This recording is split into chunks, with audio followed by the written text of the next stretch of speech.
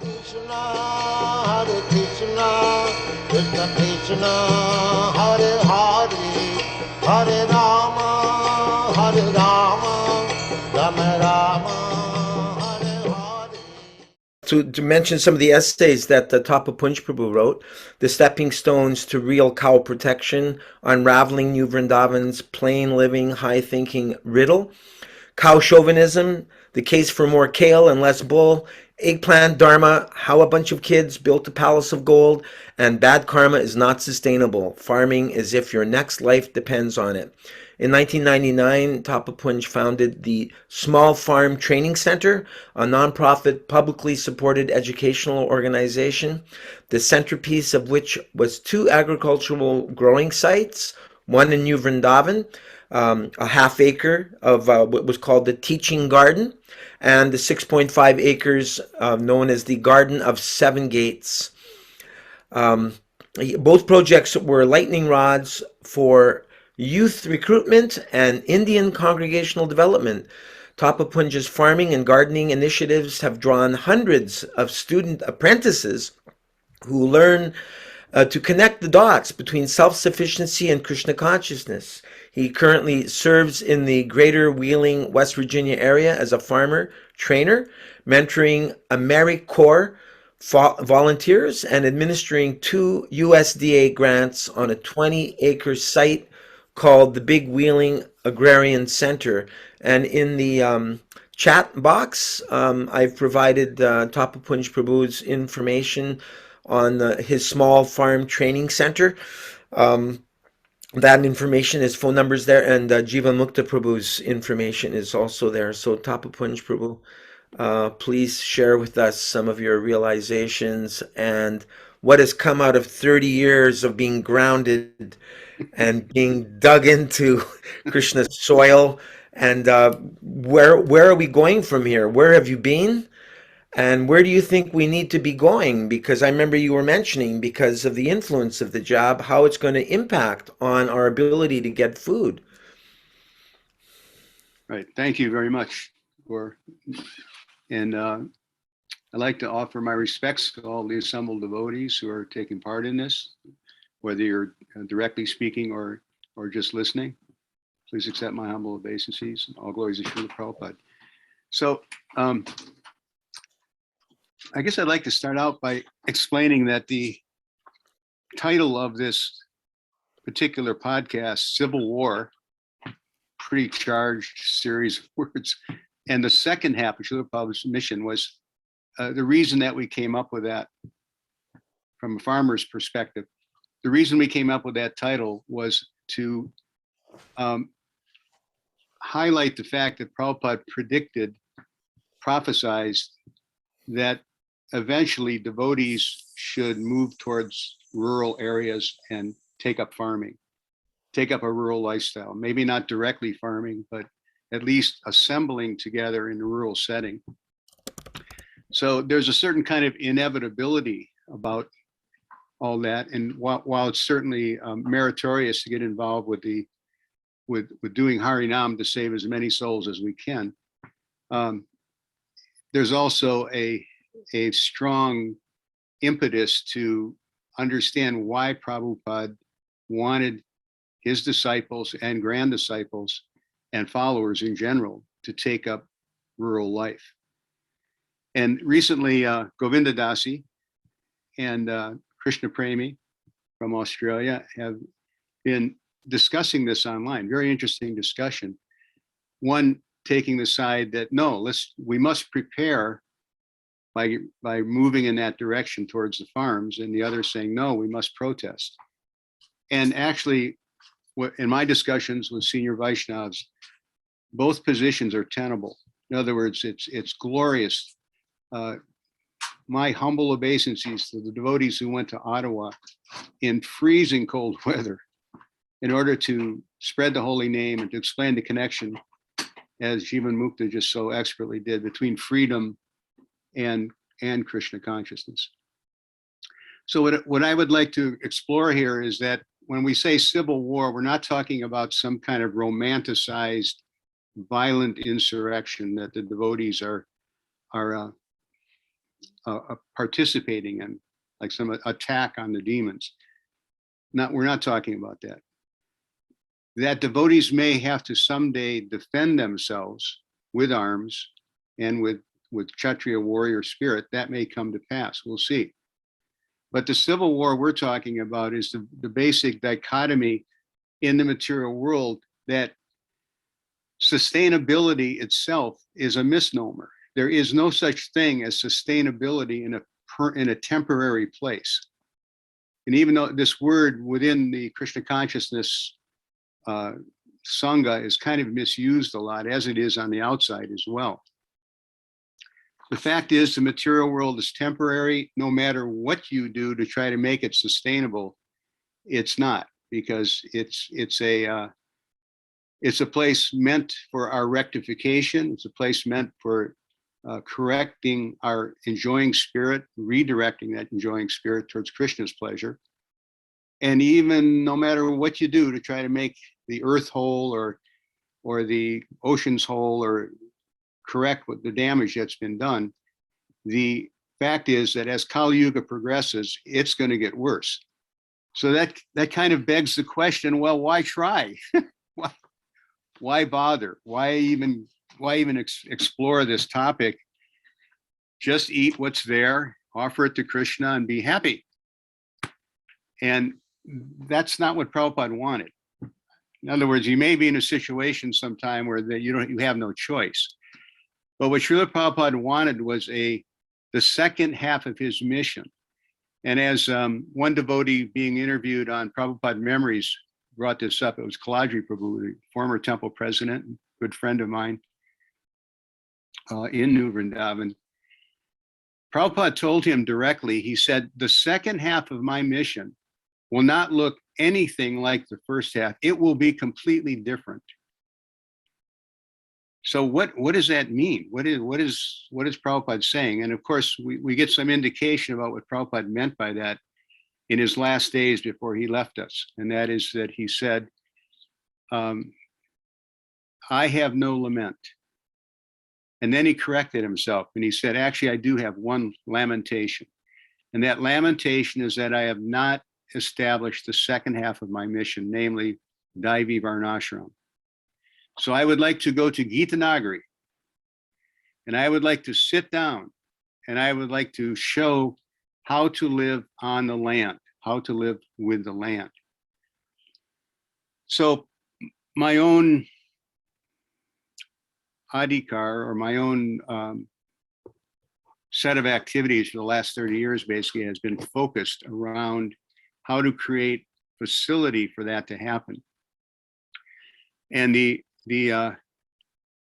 preaching opportunities that avail itself by not only presenting that in the devotee communities, but also outside the devotee communities are wonderful. Just such an amazing opportunity, because what we have to offer in terms of the biggest conversation on planet Earth, which is unfortunately not about Krishna Katha at this point, it will be, but the biggest dialogue going on throughout the world is sustainability, energy use, climate change, and all these things.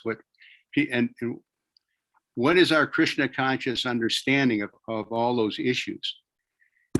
So the experience that I've had in terms of that kind of outreach of creating agricultural settings that aren't just production fields, but are actually settlements, agricultural settlements, has been such a wonderful opportunity to share Krishna consciousness with others.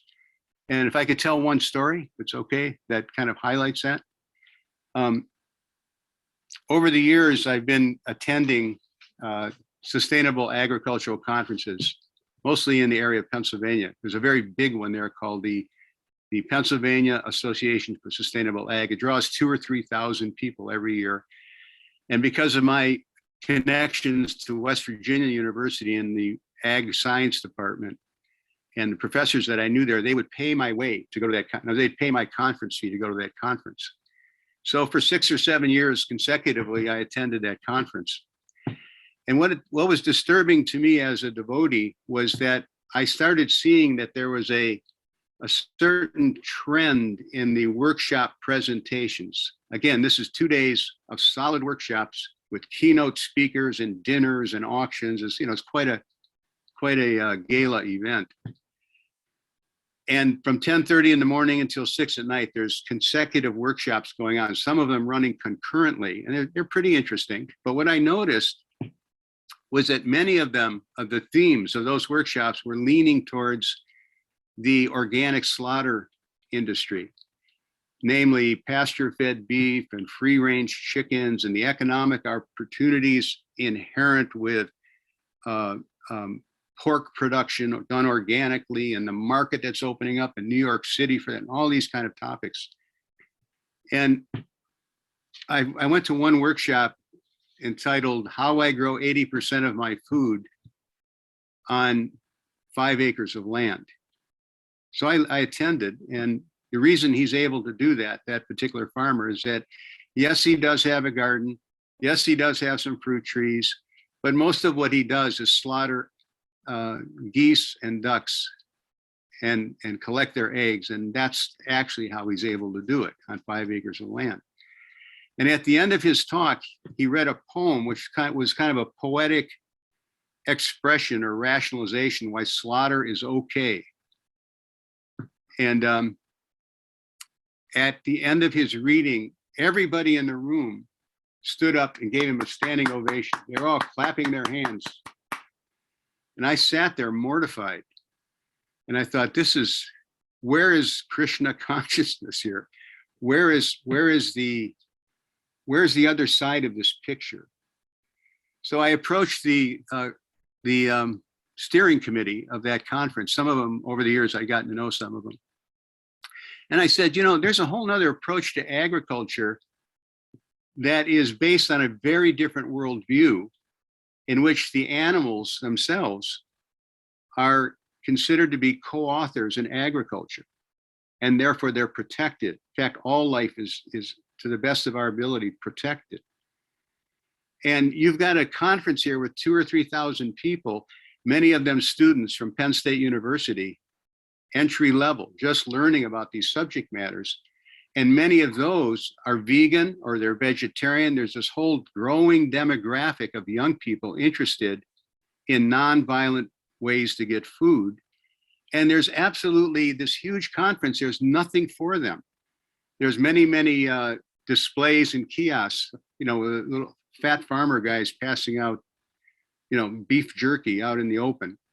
But there's nothing at all for that the growing demographic. 1 out of every 200 American teenagers is turning towards or is a vegetarian. So regarding that other side of the picture, I would like to do a workshop on that next year. So they said, that's fine, just write us an abstract, write us a summary of what you want to say. So I wrote an essay entitled, "Bad Karma is Not Sustainable. Farming as if your next life depends on it."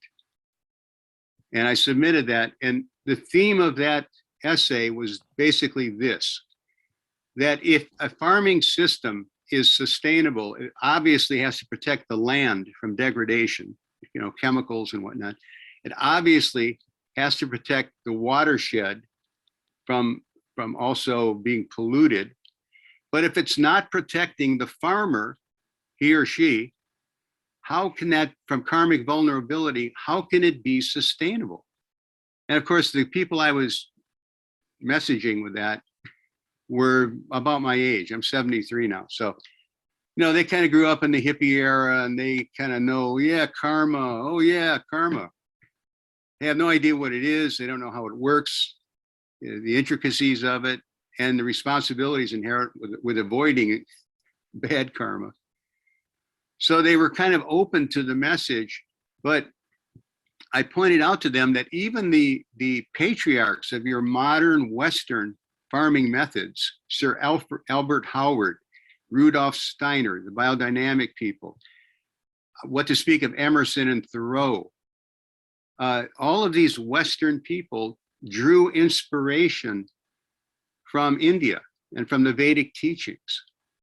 So how is it possible that you have this whole array of workshops going on in which none of that is taught?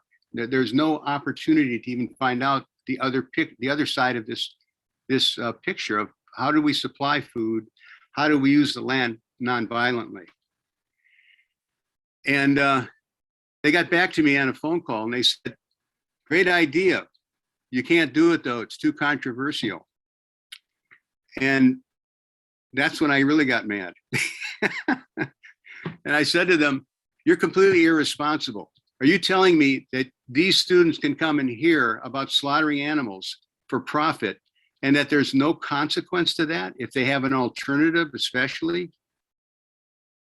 And finally, I don't know, somehow over the phone, we kind of put it together and they said, all right, we're going to let you do it. They gave me a time slot and it was an hour-and-a-half presentation. I walked into the room where the workshop was to be conducted. And normally this conference is so big, there are concurrent workshops going on at the same time. And if you got 30 people at your workshop, that's pretty good because there's a lot of other good workshops. I had 100 people walk in and many of them I knew from years of attending that conference, and they were the pasture-fed beef, free-range chicken guys, right? And I was kind of standing at the podium and I was sweating bullets. I was going, this may not have been a really good idea. In fact, I had borrowed from the temple in ISKCON temple in Detroit, the Murti of Axeman, you know, the illustration made into a Murti of chopping at the cow's neck and the faces are transposed. And the essay, I handed out to everybody. But by the grace of Srila Prabhupada, I got up to the microphone and I remembered the pastime of Prakashananda Saraswati being converted by the fact that Caitanya Mahaprabhu was so humble in his presentation that he won their hearts to the point where he was able to say, by the way, the teachings of Shankaracharya are flawed. Would you like me, with your permission only, could I explain why this philosophy is flawed? By his beauty and his humility, they said yes. So following that lead, I got up to the microphone and I said, you know, it says in the write-up, excuse me, about each presenter here that I'm a devotee of Krishna. I live on a Hare Krishna farm. We protect cows. We are strict vegetarians. So you're probably thinking that I came here to lecture you, to moralize to you, to judge you, but that's not why I'm here. I'm only here to share with you a secret of sustainability from the oldest culture on planet Earth, the oldest farming system on planet Earth. And is that not only is it a better farming system, but it's understanding how this works is critical to your personal destiny. And that line, this information is critical to your personal destiny captured now. So I said, if before I get into the nuts and bolts of how this farming works, organically, cow protection, the symbiotic relationship between them, could I kind of run you through a quick 10-minute reality check on how the world works? And they granted me permission. In other words, I was saying to them, I don't want to preach to you, but if you give me 10 minutes, I will. Anyway, so I took the microphone and I started out the talk by saying, let me ask a question of everybody. There's 100 people in the room. How many people in this room believe that animals have a soul? 10, 15 people. Why? Why do you think that? Then I turned it around. I said, how many think they don't have a soul? Same number of people. Why? Why do you think that? But then I would cap off the discussion by just saying, well, that's interesting. But according to the ancient literatures of India, the scriptures called the Vedas, wherever we see birth, death, growth, maturity, dwindling, and death, those 6 changes, the soul is present. And then I picked out one person in the audience who was frail. It was a young college student who was kind of, thin-framed. His name was Robert. And I said, Robert, in front of everybody, I said, what would happen right now if I came up to you, left this podium, and just grabbed you and started beating you mercilessly without cause? I just threw you on the ground and started beating you, what would happen? And of course, the students all piped up and said, "Oh my God, we would call the campus police." First thing, they'd be informed. They would call the city police. They would handcuff you. They would take you away. You'd have a preliminary hearing.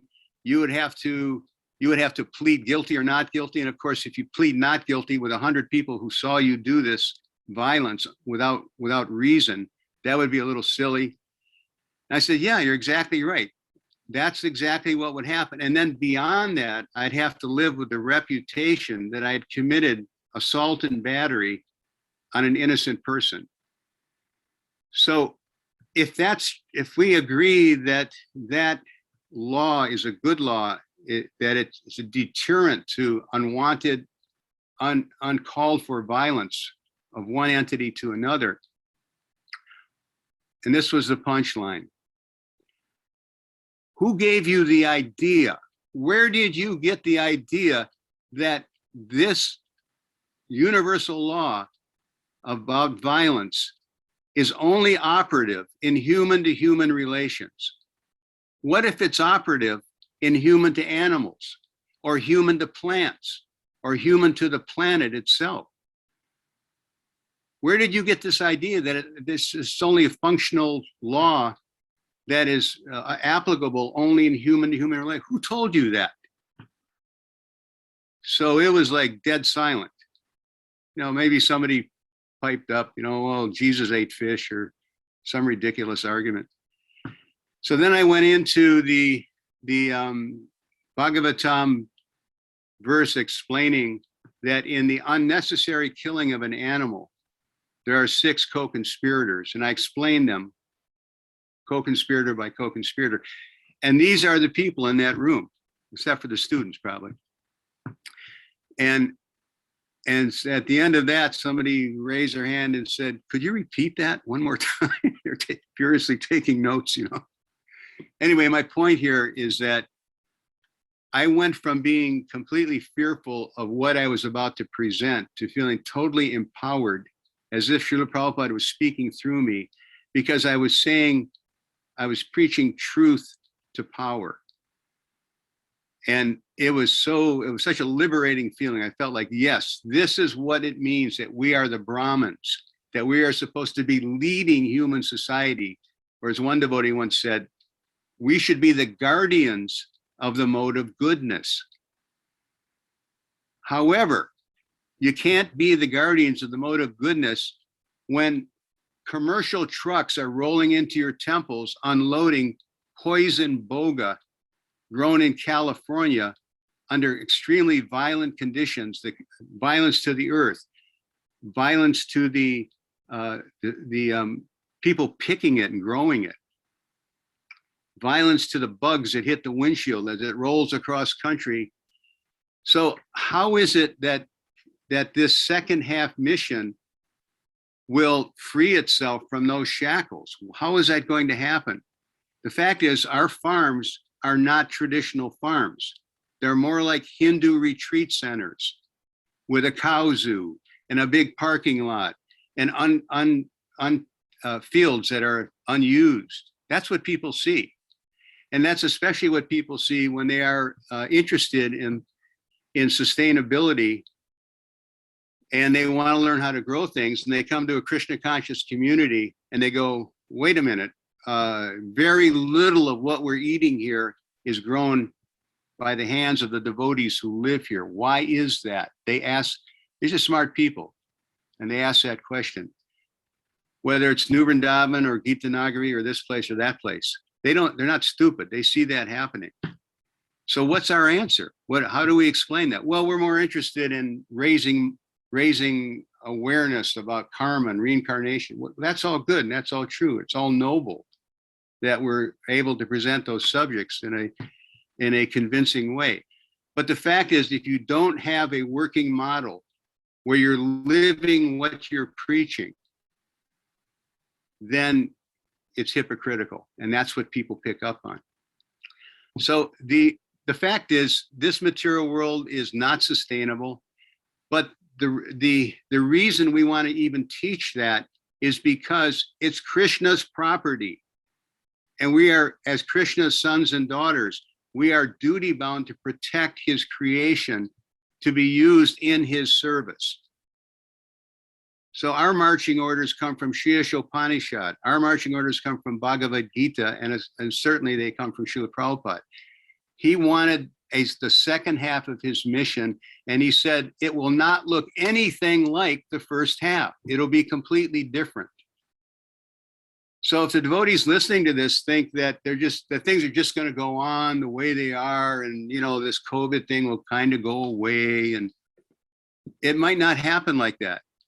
It might, the new normal may be that there will be supply chain disruptions, that the places where you think you can shop and dependably get your food supply are not going to be there.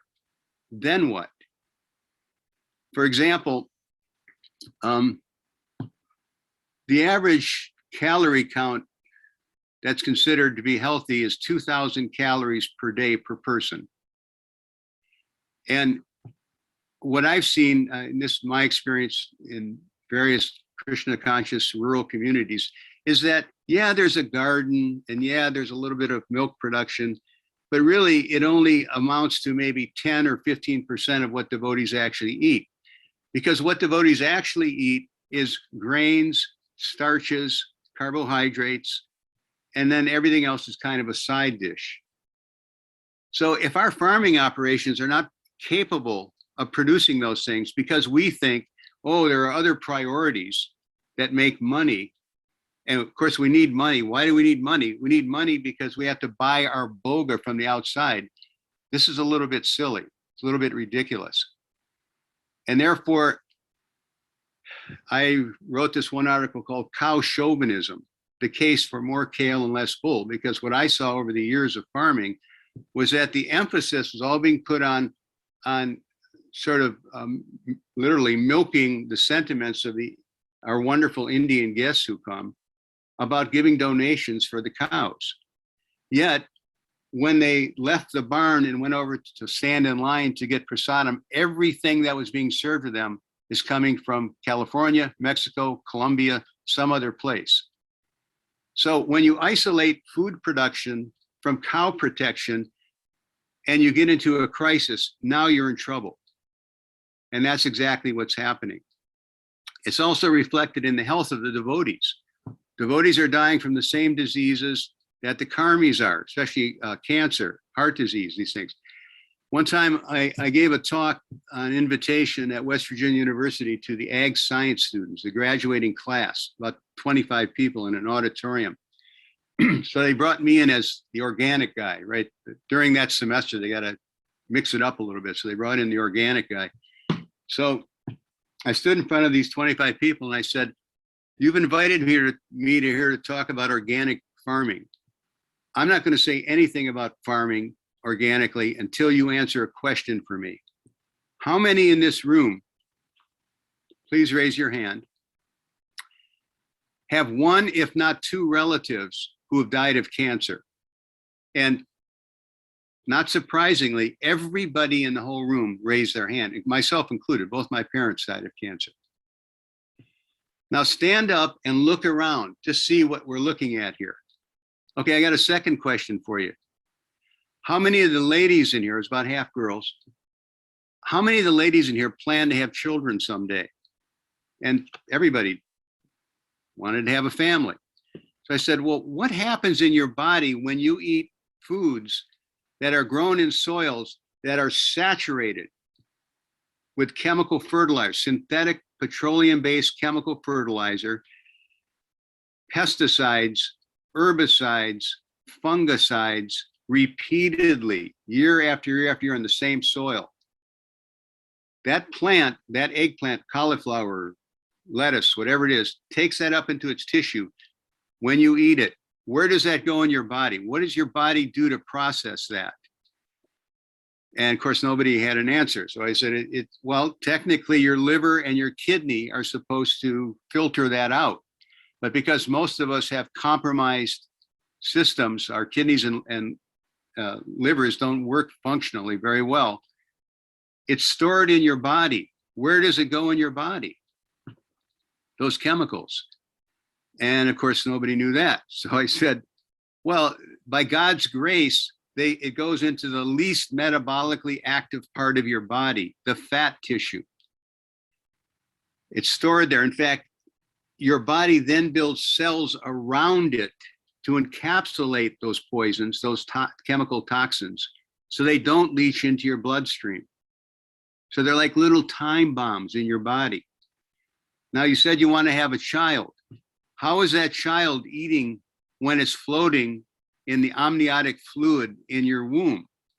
What's the process by which that child, that baby, is eating? And of course, nobody knew exactly. So I said, well, through the belly button, through the umbilical cord. What's at the other end of the umbilical cord? The fat tissue of the mother. That's why women have an extra layer of fat. So even if you don't get pregnant for 10 years, decide not to have a family, you want to go into a career or try to pay your college loan off, your future child's predisposition to neurological disease like autism, Alzheimer's, all these, even cancer, all these things, is already inherently there in the tissue of your body because you're eating foods that are grown with a profit motive behind it that is bad for you. In other words, the genetic predisposition is going to travel through that family if that kid eats the same way. Now, do you want to talk about organic? So we not only do we have to be bold in our outreach on the outside, why we farm, why we grow our own food, why we grow what we eat and eat what we grow, why we live where we work and work where we live. But we have to get this message out to the devotees themselves, because the devotees that are listening to this and others who aren't are going to be moving towards a rural setting. And most of them have absolutely soil, how to read soil, why Prabhupada said that farming is the most noble occupation. Go ahead, Gaura, you had a question? No, there was a little break in what you said. Did you notice that, Pradyumna? Yeah, he was saying that people don't know how to read soil, I guess. Go ahead, please continue, Prabhu. Okay, so part of the problem in our devotee sangha is that there's this grand misuse of the yukta vairagya principle. Of course, as Rupa Goswami has explained, yukta vairagya basically means that anything renounced that could be used in Krishna's service is a feature of Maya, illusion, that potentially everything has its use in Krishna's service. That's the spirit of yukta vairagya. We understand that, we agree with that. However, when you apply that to what you're putting into your body, or more importantly, what you're serving the deities, the quality of what you're giving the deities, it's absolutely shameful. We think, most temples I've seen, they think the deities are like a vending machine. You just take this chemically grown boga, and even though you're surrounded by land, and everybody's sitting around gossiping and not actually working the land, you take this boga that you bought from, God only knows where it came from, you put it in the vending machine, you pull the lever, and it comes out prasadam. Amazing. Well, if you have no other choice, it is amazing. It is a miracle how Krishna purifies everything. Philosophically, we're not questioning that. But the fact is, when you do have a choice, when you live in a community that has ample opportunity for taking unused land and developing it, the culture that engenders that is the second half of Srila Prabhupada's movement. So to think that it's equal to just take any foodstuff and offer it to the deities is an offense, when in fact the order of your founder Acharya is to develop a purified foodstuff.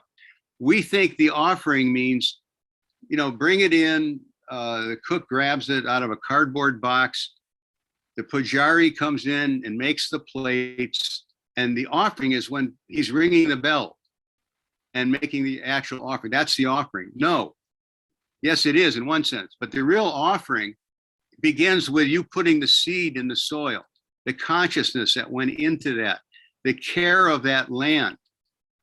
And in these rural communities, the way you become Krishna conscious is not just attending Mangal Arti and seeing the deities and commenting on how wonderful they look, and seeing Krishna in that form, but we have to learn to see Krishna in his energy and how to use that energy in Krishna's service by working in a spirit of cooperation on the land. That is the heartbeat of the second half of Srila Prabhupada's movement.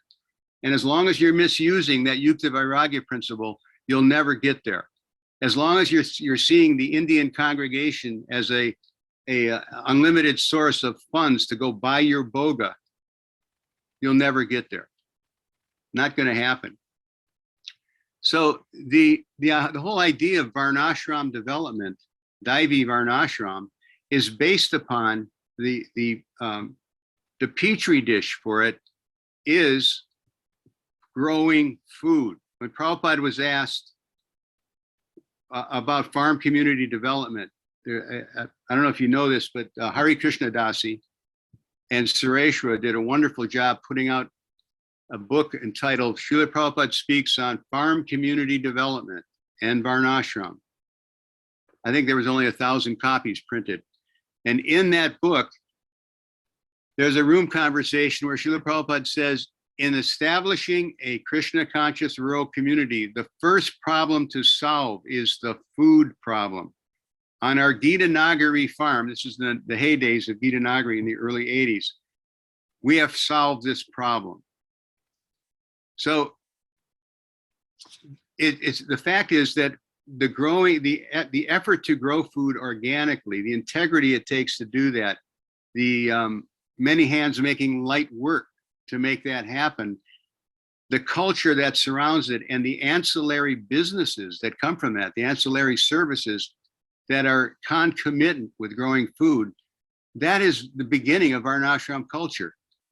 Doesn't mean, and the statement that Srila Prabhupada made about farming being the most noble of occupation means that any devotee who takes that up for the pleasure of Krishna is blessed. And the reason they're blessed is because they are providing the deities, the families, the ashram residents, and the guests, and charitably providing a nutritious foodstuff, the basis of a nutritious foodstuff that's then transformed into prasadam that makes society peaceful, because none of the other ashrams have to worry about that.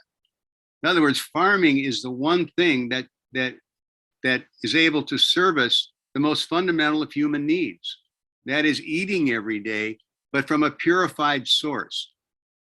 So the second half of Prabhupada's movement isn't just for a few, those crazy guys that go out there and work outside in the cold, and it's actually for everybody. It means that everybody should participate on whatever level they can. One time, Shiva Ram Swami, the last time actually he was visiting New Vrindavan, we were talking and I said, so how do you do that on campus at New Vrajadam? Is that what it's called? New Vrajadam, I believe.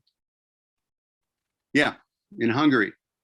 And I asked him, I said, so how does that work? And he said, well, we have a rule that everybody who lives on campus, I think it was about 150 devotees at that time, is expected to do 3 hours a week of something related to agriculture. It could be just working in the deity flower garden, or it could be much more physically demanding, like working with the oxen or scooping manure or whatever, planting vegetables. But everybody in that community is expected to perform 3 hours. So having been a temple president and temple commander and knowing some of the intricacies of that, that service, I said, well, what about the pujaris? Because what I've seen happen in ISKCON is that the pujaris kind of think of themselves as this like special class of people. And the way I grew up in Krishna consciousness was that after Mangal Arti, and after we dressed the deities, I know because I used to dress the deities along with Barshan Swami, we'd put our work clothes on and get out there in the fields and do stuff. So yes, we were pujaris. Yes, it was so wonderful and purifying, but it didn't mean that's all we did. We didn't fixate on the idea that this is the only thing I'll do and that's it. And I'm unaccountable after that.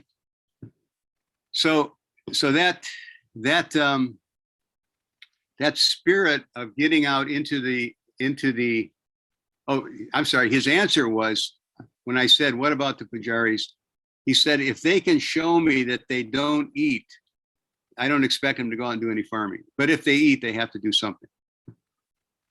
So it's that mood of cooperation, not some corporate job description, but the mood of cooperation is what makes a community a community. And that, of course, is what Srila Prabhupada asked us for, is to show our love by cooperating like that. As the second half becomes more imperative, those skill sets of how to grow it, how to distribute it, how to teach how to get young people involved so they're enthusiastic to serve the needs of the deities, the families of the community, the ashram, like that, is such a noble occupation. And therefore, when I started the effort to do the Small Farm Training Center, at one point I moved to Mississippi to farm there for 5 years. And in the first 3 years I was there, we had 130 student apprentices. We made 7 devotees from that effort. And it's because I basically explained to them, we do want to teach you how to grow food organically. We do want to teach you how to cook it. We do want to teach you even how to market it. But more important than the cooking, the growing, the cooking, and the marketing of it is that you're learning how to do these things for the right spiritual reasons. So we want you to have a really well-rounded experience here. It's not just you're some grunt worker who's here for a month or two, but we want you to leave here with a whole different perspective of life. And that was powerful. I mean, when people would come, and I had 130 students like that over a 3-year period, first 3 years. I would ask them, why'd you pick this particular farm? What was it about it that you had so many other choices? And they would say, I can see you're on a mission, that you have a mission here. And then I would take them out to farmer markets, and we would do a lot of charitable distribution to Section 8 housing projects and to soup kitchens and things like that. And very, very, very powerful preaching. So in my humble opinion, there's no type of Western preaching that is more potentially powerful than involving Western people in everything related to farming. And that's how Varnashram is going to come about. It's not going to be that it's voted on in Mayapur. It's not going to be that it just magically appears out of nowhere. It's going to be driven by necessity, especially if there are supply chain disruptions. It will be driven by necessity, and it will be driven by blue collar local people whose connection to Krishna consciousness is through the land. Okay, I rest my case. Are we running out of time here, Pradyumna? Doing good for time. Yeah, we could. Thank you so much. That was beautiful, Prabhu. I really appreciate what you said. Amazing. I have a question, Prabhu. Mm-hmm. I have a question. Yes, sir. I agree with what you say. There's no, I agree with everything you said, and there's devotees that I've heard similar, kind of, talks about Varnashram in that way as well. But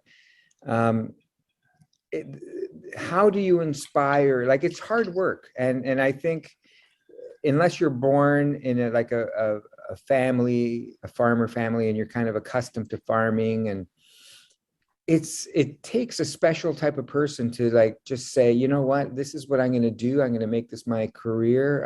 This is what I'm going to grow food. I'm going to forego, all the other opportunities for economic development. How do you inspire people to actually go out and do it unless it's in their nature? And because I don't think anyone can disagree with you, but it's a question of economics as far as how much it costs to actually do that. You know, like we were talking the other day, you know, to buy a farm in some locales, like in ours here, you're talking $1 million or $2 million for a Right. 100-acre farm. Even if you get something with 5 acres, you're looking at least $500,000, if not more. So, Wow. pardon? Well, where we are anyway. Okay, so we would have to just kind of move somewhere where you can get land really cheap or something. Right, like Antarctica, yeah. It's not feasible. Like even if they could grow their food, they wouldn't be able to own their land. They won't be able to even pay their rent. Like they somehow have to. These realities are still there. You still have to pay a rent. You still have to pay a mortgage. You still have to, you know, you're going to have a car. You're going to have loans to pay. So how do you do that? Okay, good question. And there is an answer. The answer is that farming isolated from preaching is just hard work. And it'll most people, as you properly have observed, can't do it. It's repetitive, it's routine, it requires a tremendous amount of physical stamina, and it requires a tremendous amount of mental discipline as well. Why? Because farming is the epitome of be here now. You have to go out there every day and look at the situation and adjust to changing your priorities because the weather has changed, the soil conditions have changed, bugs are attacking. There's so many things.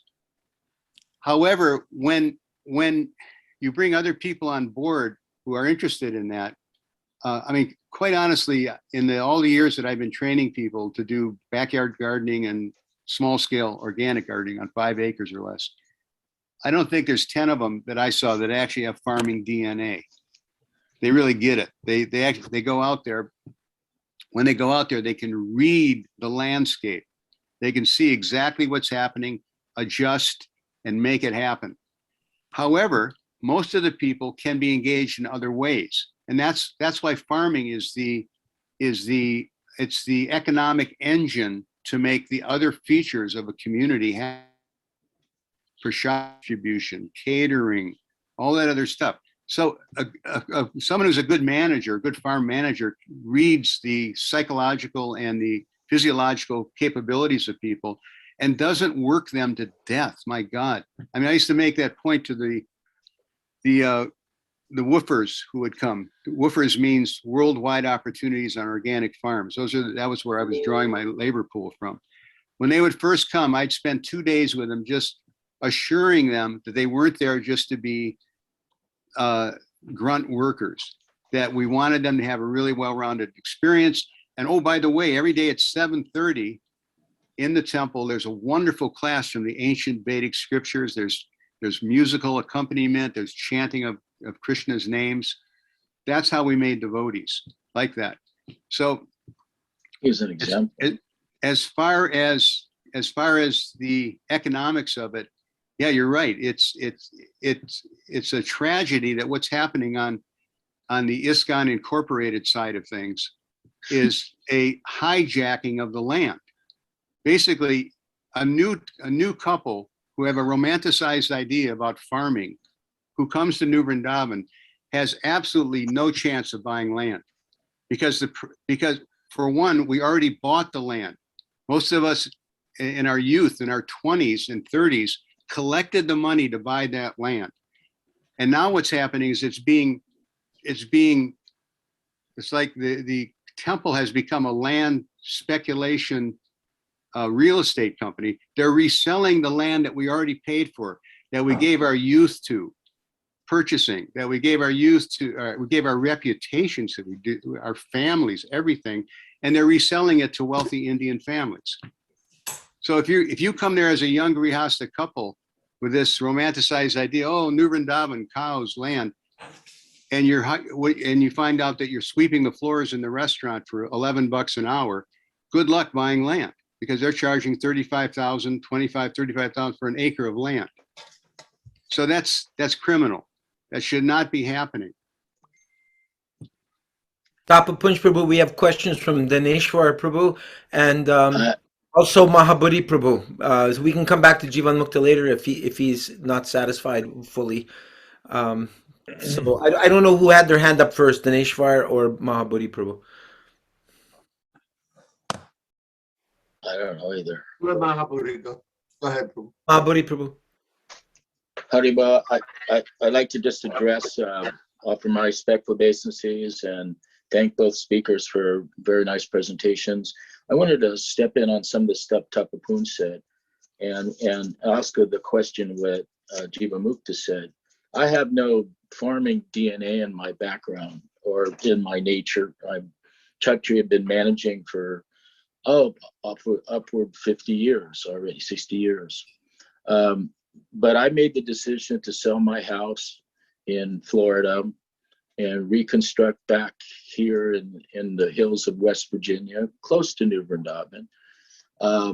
We started with a little gardening farm, put in a grant for a larger greenhouse, put in another grant with Tapah Punja for some local farming, hired some of the people that work in the area to be able to, build some houses, help with some of the land that's coming up. So I think, one of the things we also have 16 acres in the New Vrindavan area, which will eventually be developed in that way. I think if anyone makes the choice that I think it was alluded to that pretty soon, as things get worse, devotees especially are going to end up having to move out of the cities because the cities are going to be targets for so many different things and move out into the areas. And if they do move out to the areas, they need to be as where they can be other people they can work with and being able to afford to purchase something and be able to grow locally. In other words, if you have a small house or even somewhere, use what place you have for whatever you can grow, for small vegetable gardens, whatever like that, and add it to. I work full time, but at the same time, we're going to start doing these things. So it's a question of, you don't have to be a farmer. We're also engaging Tapah Punja and all the things I don't know, and some of the people here in local West Virginians who have experience in these things, and either hiring and helping us to do some of that stuff. And I think that's how things will go too, as Tapah Punja said. This Varnashram system is not just going to be where the devotees are going to just operate this. It'll be done the blue-collared workers, the people of the local community, the people that Prabhupada said will be coming to the farm communities by the thousands and the millions at some point. Now, if 4 people came, they couldn't accommodate them. But at some point in time, people are going to come for food and shelter and help, and they'll have to be engaged. And Prabhupada would say, engage them on the farms. And we don't have that much land now, but land will come as the necessity will be there. Land will be given. People won't know what to do with it. They'll be able to do it if they can get some part of the produce on. There's so many different things that will come up, and I think that's also part of what I think Tapah Punja was alluding to, that the second half of Prabhupada's movement, which is also implementing this Varnashram, will be adding much more people from different philosophical and religious traditions that will have to come and work together because they'll become disillusioned, or they'll become economically disadvantaged from the culture that's happening around them and the things that will befall it. So I think that's one point. And I would like to read one thing by it's a little small note from Bhakti Pragyan Keshava Goswami about farming, that it was Prabhupada's sannyas guru, and he said this in 1960. He said, "Those who consider farming to be somehow inappropriate for Vaishnavas and forcibly stop them from doing it are hypocrites and rogues. Such people do not even know what it means to be a Vaishnav or what Vaishnav Dharma is. Thus, they cannot become pure teachers of Vaishnav Dharma and are not to be accepted within such ranks." Wow. Hare Krishna. Dandavats. Thank you. Can I add one thing to that quickly? Go ahead. There was a room conversation found in the Srila Prabhupada Speaks on Varnashram and Farm Community Development. And one devotee was saying to Prabhupada, he said, "Prabhupada, when we preach to people that they have to give up sinful activity, gambling, meat eating, illicit sex, they don't like it. And they get kind of angry with us." So Prabhupada kind of laughed and he said, "Well, that's the nature of the beast. I mean, what did you expect?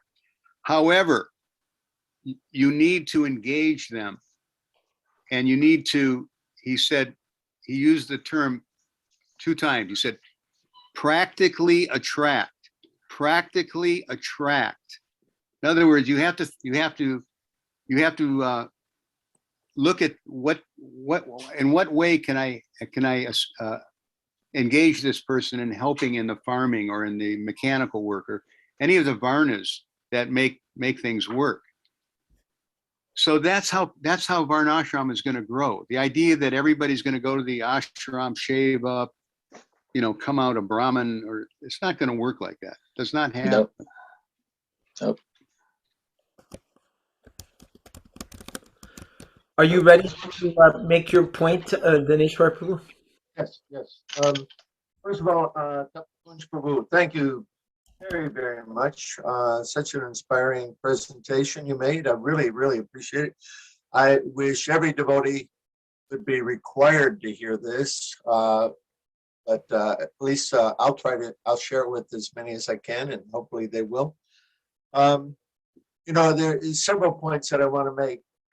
First of all, you're talking about our early days when we joined Prabhupada. We joined it really in a revolutionary spirit. We were at that time in the 70s, and when I speak, I often speak about the times of the 60s and 70s, what they were like, because people who weren't there then, they don't understand. It's those times were extremely different from present, in that the youth of that time were having an awakening and being able to see that the hypocrisy of what was going on in the dominant culture. And they were looking for some alternative. And Prabhupada is the one who gave us that genuine alternative.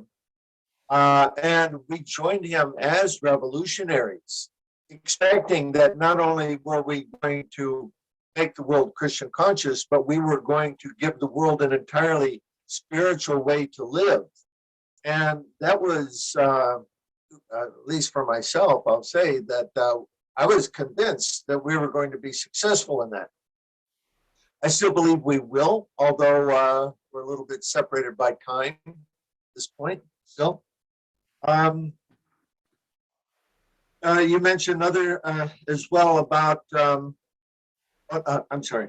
In terms of the economy and so on, I want to make the case that this money economy is not going to go on. If you follow the financial news, there's many people speaking about a huge economic crash even this year. We'll see when it comes. They're always speaking about crashes, but whenever they appear is another thing.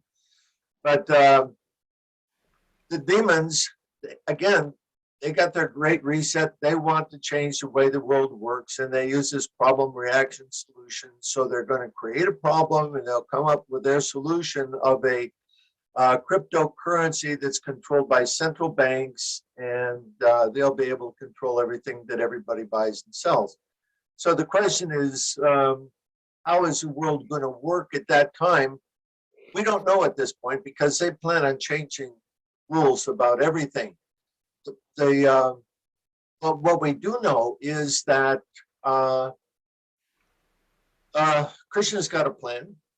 Lord Caitanya has told us that this world's going to be, the golden era of Lord Caitanya is coming. We can expect that. So how are we going to get that there from here? We don't know. This is a adventure movie, kind of like Indiana Jones, who, you look at it and you go, okay, how's he going to get out of this one? We're in that kind of a situation. And how are we going to get there from here? That's going to be really far out to sea. But if we work at it, you'll get there. And we have to work. It's not going to happen just by itself. Again, thank you for your presentation. I hope everybody can can see this. And then one other point that I want to address for Jiva Mukta Prabhu, that you had mentioned about the society being destroyed in various different ways. And there's a wonderful video that I recommend to everybody to watch. It is Yuri Bezmenov. He's a former KGB agent from the KGB back in the 80s. How do you spell his name, please? Bezmenov, Bezmenov, Yuri, Yuri. Oh, I've seen it. Yeah. And he gives this lecture about the what is it? The not the infiltration, the basically how to destroy society. He lays it all out. And when you watch that video, you see exactly, especially anybody who's over 50 years, you can see how every one of the points that he's made has happened in the West. So, in other words, America's been infiltrated and deliberately destroyed from within. So they're doing this to what do they call it? Fifth generation warfare or something like that. Anyway, it's it's not a normal fight. Anyway, the point I'm trying to make is everything's going to change. And we've got, as devotees, we've got a solution. A lot of people, most people, because of their worldview, limitations of their worldview, they can't even understand the problem, what to speak of the solution. But the Vedic worldview gives us the opportunity to understand both the problem and the solution. The solution is Krishna consciousness, and the solution is Varnashram Dharma. Economic basis of Varnashram Dharma is agriculture, not money. Money destroys Varnashram culture, and maybe we can have that discussion another time. Anyway, I'll stop with that. And again, thank you very much. Jivan Mukta has a comment, a question, and then we can. Before we go there, excuse me, just for reference to Daneshwar Prabhu, the title of Yuri's talk is "The Four Stages of Ideological Subversion," 1984. Can I add one thing That's to that? another one. Or Okay. All right. Can I add one thing to that? Since you're talking please. about the KGB. Then we'll go to Jivan Mukta after that. Okay. I found this, I can't remember somewhere, but it says the KGB psychological experiments of the 60s and 70s. And this, by the way, explains why many of our God brothers in ISKCON Incorporated have the opinions that they do. It says the KGB learned that if you bombard human subjects with fear messages nonstop in 2 months or less, most of the subjects are completely brainwashed to believe the false message to the point that no amount of clear information they are shown to the contrary can change their mind.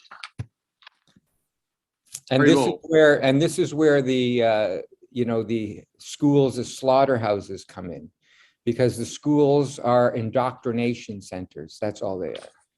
And I can give a personal example. I have 7 children.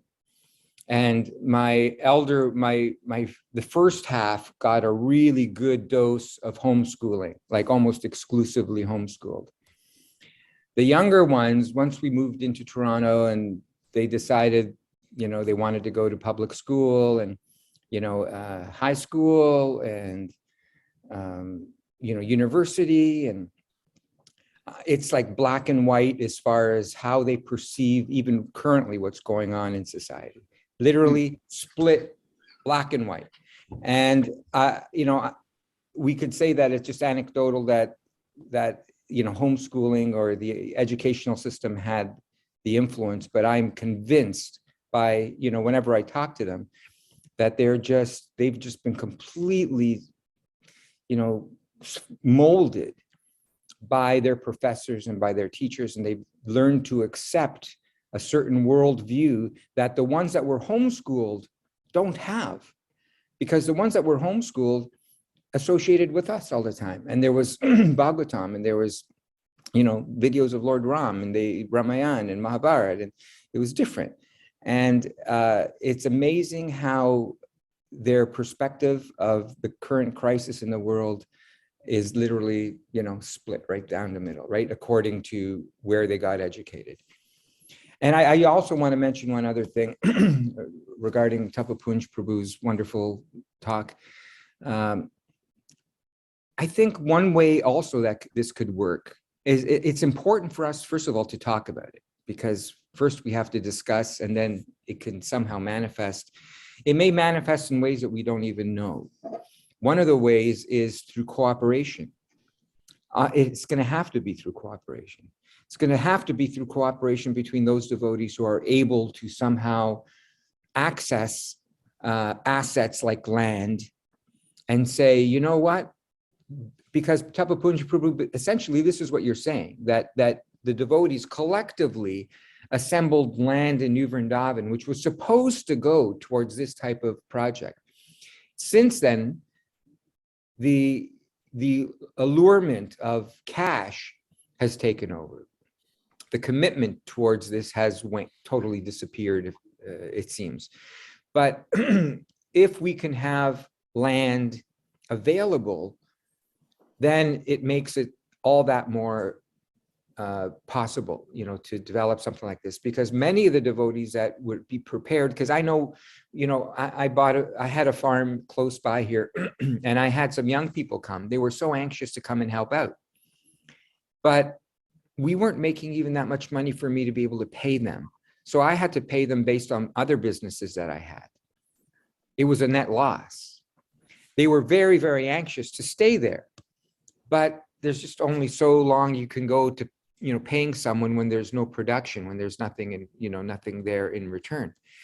So because I had a mortgage on the property and so on. But if we are able to get assets where we're not, weighed down, where we're not obliged financially in that way, then it's possible. It'll be possible, because it's not just the will to do it, because there are people that would say, yes, I would rather be out in the field and working hard. I enjoy that work, but I have to do all this other stuff. And even if we preach, the point is that all these devotees, like, unless they're all brahmacharis or single, and they can just, live in one big, a building that we can put up for 30 brahmacharis or something. But unless they're all brahmacharis, which I would expect most would be householders, they need to be maintained. They need shelter. They're going to have to, there's clothing that's required and medicine and all this stuff. So that's the challenge, is somehow getting hold of assets that aren't weighing us down financially, that aren't a burden. Nice point. Divanmukta Prabhu, I know you had the project there to grow hemp, which is, I think, a popular project. What did you run into? What's Well, it's like, especially for us, like my wife wanted to grow hemp, and so we planted 40 acres of hemp. And it's like, it's funny in retrospect. The plants were growing. It was great. Gord, they looked something like what's in your background. That's more kale and less bull. That's more kale. Ours were beautiful, big, fat, hemp plants. Some of them, Wow. some of them were like small. But what happened was, during the summer, as they were growing, late summer or middle of the summer, I noticed like huge flocks of birds just swarming, and it was beautiful to see them. It was just like artistic. It was just gorgeous. But then when we went to harvest, I was looking at these big, beautiful, fat, like flowers, and it's like, where's all the seeds? And I couldn't figure it out. There was actually, I was so naive that there was a part of me that thought, I think some people came in here at night and stole this. But that just shows you how like inexperienced I was. I actually thought that people would drive in, risk being caught to take hemp seeds, because actually hemp is illegal in Canada, right? You can't grow it. You got to get special permit. Anyway, afterwards, I realized, I know what happened. Those birds ate all the seeds. Those flocks of beautiful diving birds totally consumed all of the production. And out of 40 acres, you know how much seed we got? Like two like 25 kilo bags of seeds. It was outrageous. But the other thing too was to harvest the hemp. The regular combines, you can't use them because the hemp stock is so strong Excuse me. that the hemp stock actually could break the blades of the combine. And Wow. we had trouble with combine breaking down because it just wasn't powerful enough to cut the stock of the hemp. So anyway, needless to say, that was my first and last go at it. Like I just realized, you know what, that the learning curve is such that I can't afford the learning curve at this point. I can't afford, and I don't really even want to do it. I didn't even want to really do it. Like now to grow a garden, yeah, we have a garden. We have lots of tomatoes and potatoes and eggplant. But like Tapah Punja Prabhu said, like, what about the grains? What about the rice? What about the wheat? What about, all these other things that we use that are the staples of our diet pretty much? Beans, beans are hard to grow too. But anyway, I just wanted to add that I think that cooperation is going to be required, because we were hoping the cooperation was going to be through the collective devotee community of ISKCON, let's say. Let's use that for an example. But that's not happening, clearly. That's not going to happen.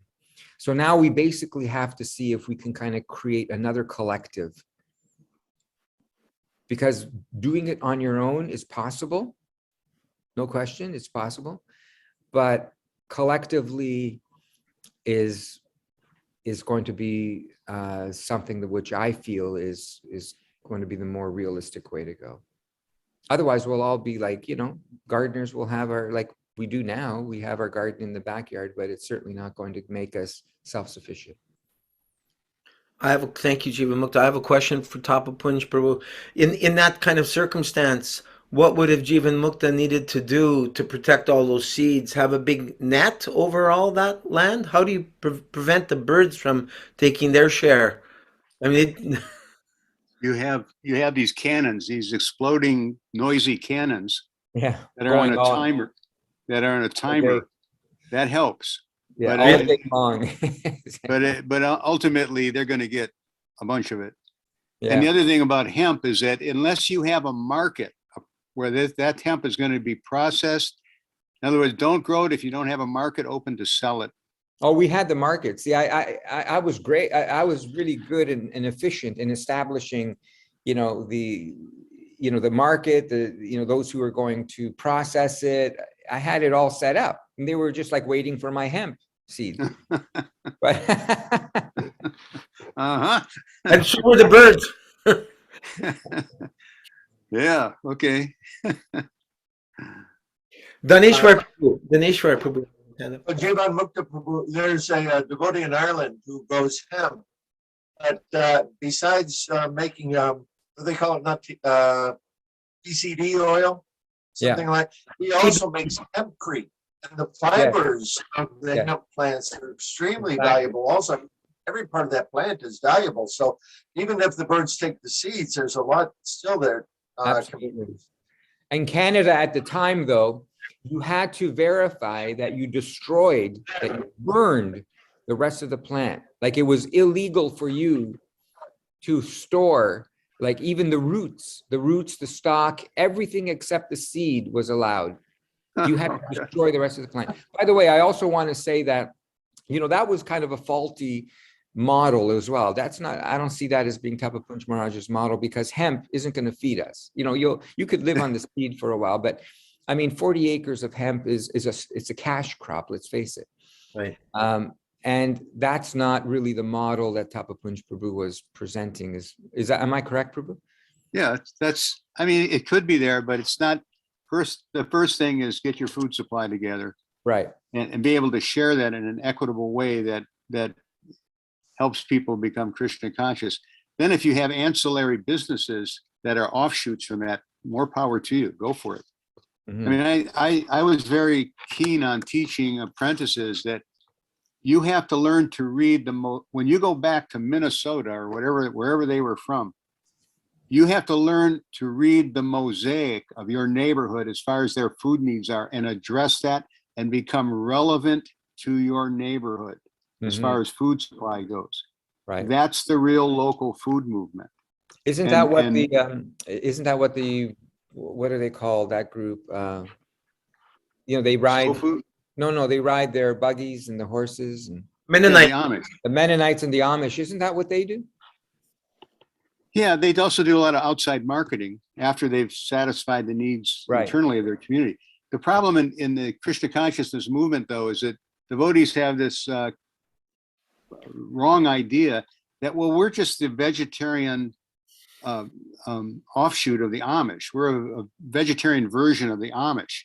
That's not true, because the Amish have a whole different approach. They're 7 generations deep in farming, 7 generations. We can't even keep our kids on the farm. Mhm. They want to go off to the cities for sense gratification.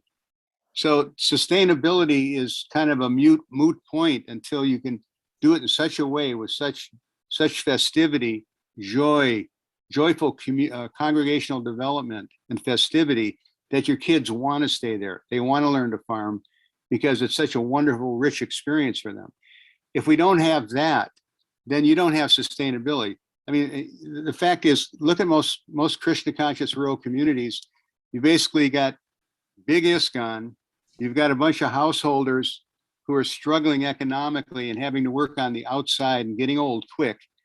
And the young people are temporary summer employment workers who can never make enough money to do anything in terms of land procurement or a farming future.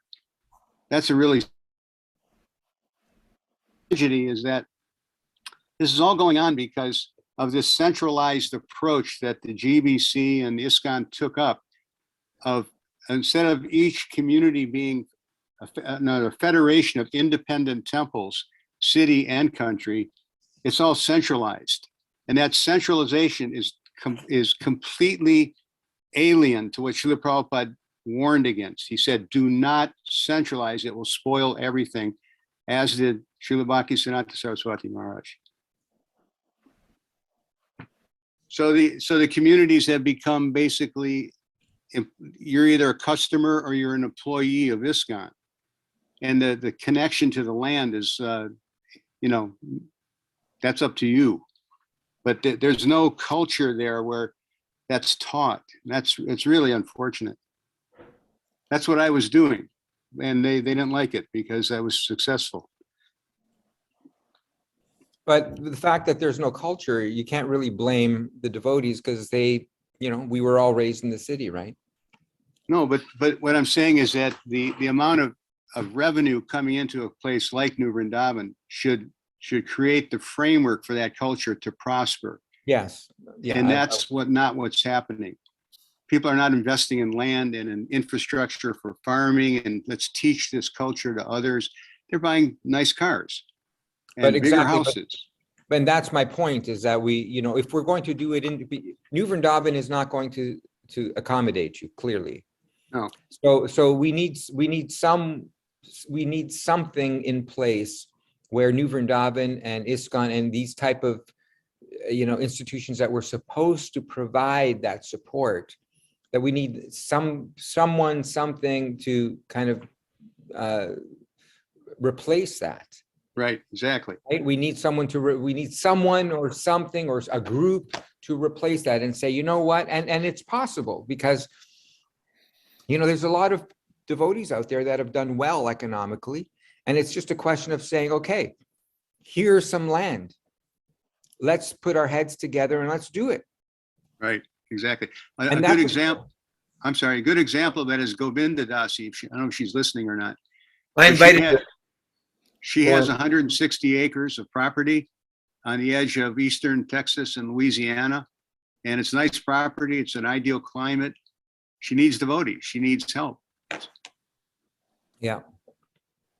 But at the same time, devotees are so kind of burnt and fried, so to use that term, that it's a question of trust too. Like, you're going to have a devotee there to work on the land.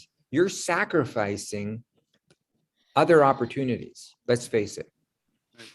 If you could be doing IT work and making 120 grand a year, and you're going to sacrifice that to go work on the farm.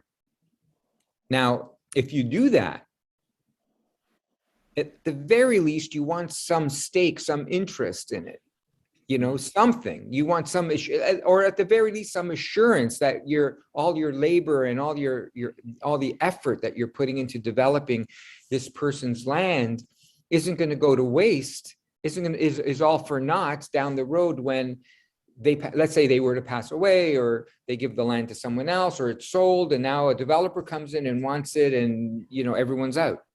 Right. So the solution to that is you do what the Amish do. They have formed, their communities are centered around a legal plan that is a 501D landholding company and a 501D1, which is a way to share profit, so that they have the ability to do business, to share the dividends from the profit of that business, and they have a land holding company to preserve the mission. So in New Vrindavan, we recently did this because of the frustration of trying to work with ISKCON Incorporated. And that is, we formed a 501c3 so we can get donations. This is on a 12-acre piece of property. We formed a 501D so we can do business legally. And we formed a 501D1 so we have a land holding company, so that new people coming are not saddled with the burden of trying to buy land and build a house and raise a family. It's impossible. So we're in other words, we're setting it up. And I would like, if anybody wants to contact me, I can explain the legal work involved with that. And I think that's the model we have to go for. Okay, so if I'm a grihasta, young grihasta, and I'm interested. I want in. So, but I need a place to stay. Where would I stay? Where would my house be? Well, you would work cooperatively with the people already on that land to build a house. That is a maybe cordwood or straw bale or some other way that's not in the traditional building sense of building a house for $100,000 or $75,000. You would build a house on that land? On that land. Okay, right. but at a certain point, you're using up your agricultural land for residential homes. Not in West Virginia. Excuse me, Prabhu, excuse me for interjecting for a moment. I just like to say that if you look at the bottom of your screen, there's towards the right, kind of like a little bit right to the middle, there's a thing called reactions. And if you click on it, then there's something called raise hand. So that way everyone gets an opportunity to interact. Dineshwar Prabhu's had his hand up for a while. Okay. Oh, sorry about that. I'm sorry. I apologize. Thank you. I wanted to say, Naranjan Swami, he was GBC at Gitanagari for some time. Oh, back up. About the case of somebody working on the farm, using an example of Govinda Dasi, and somebody's working the land. The problem we get is somebody's going to be working the land or working the oxen, even more challenging. And somebody else is living on the farm and they got a job, maybe sitting at their computer all day and they're pulling in 100 grand. The big challenge Naranjan Swami experienced at Gitanagari was the disparity between the devotees, because some devotees would have, and this is back in the 80s, right, before we had all these electronic goodies, some devotees would have a telephone in their apartment and others didn't, or some devotees would have a car and others didn't. And this was a source of great friction in the community about who gets what. And so the problem is that we're not clear on the culture. What's the culture of Krishna consciousness? What's the culture that we're going to live in? As devotees, we're trying to pioneer a new culture. And we've got 1 foot in Krishna culture, we've got 1 foot in the dominant culture.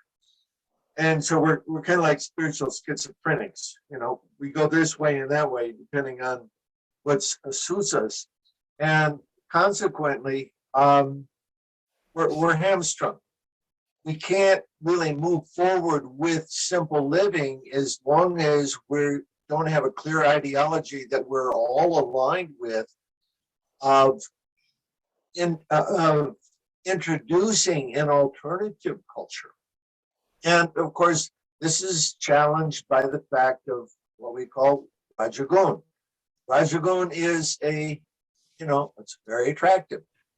It's very enticing. We all have grown up with Rajagun our whole lives. And for somebody who's in Rajagun, Sattvagun doesn't look very nice, right? It's boring, or it's a lot of work, or you get your hands dirty, or whatever. But, Rajagun, right? The women, they want to have nice nails. So how are you going to go out and dig in the garden when it's going to ruin your nails, etc. So we've got these two cultures going on, and this is a challenge that, as far as I've seen, we haven't addressed. I will say, visiting New Rajadam, Shivaram Swami's project, they have a pretty good handle on this. I think they're probably the best example we have in all of ISKCON for the attempt to introduce a different culture.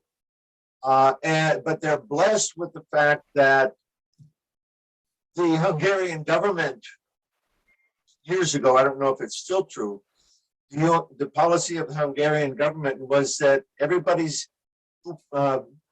had to give 1% of their taxes to a charity. And so there is, of course, the Catholic Church was first on the list, but New Rajadam, the Hare Krishna movement, was the 4th leading recipient of that tax money. So they had a lot of money to work with. They didn't have to deal with the money problem that you've been talking about in Jiva Mukta. So that's allowed them to basically buy their way out of dominant culture. And this is our challenge too. We have to buy our way out of the culture. Now, our projects have made a lot of money too. New Vrindavan, Gitanagari, millions of dollars. But because we didn't have a clear concept of what we are doing to establish an alternative culture, we did not use that money to establish infrastructure to free ourselves from the money economy. Consequently, everybody's still in the money economy and looking, unfortunately, towards our Indian congregants for solving our economic problem. So it's a cultural problem, Right. by and Good large. point. I'll stop there. Great point. So I'd like everyone to please, on respectful obeisances. Hi, Hare Krishna. Prabhupada, Vischa, Vicha, Janang Bhaktiyo, Vaishnavino. Namo Namaha, Srila Prabhupada ki jai. Hare Jai.